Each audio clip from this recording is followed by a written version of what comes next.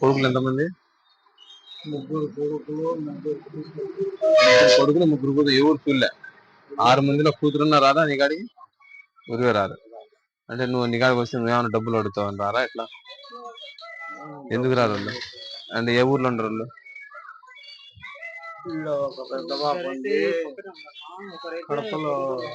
కడపలో ఒకరు, ఇక్కడ వచ్చి ఎవరు? తిప్పిరెడ్డిపల్లిలో. తిప్పిరెడ్డిపల్లిలో. అంటే వాళ్ళు బాగున్నారా? వాళ్ళు కష్టం చేసుకుని తింటా అంటారా?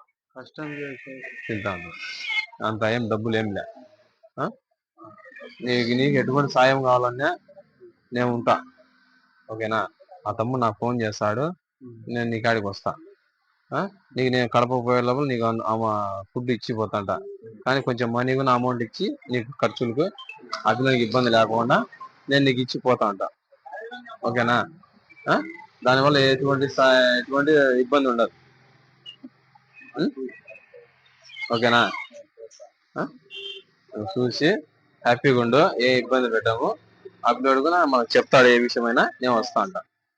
నేను కడపకి వెళ్తుంటా రోజు, నీకు అన్నం ఇస్తా, ఫుడ్ ఇస్తా, ఏదైనా ఖర్చు కానీ డబ్బులు కానీ ఇచ్చిపోతా అంట.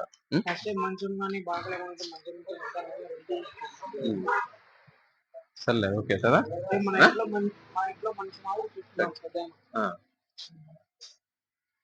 ఇందా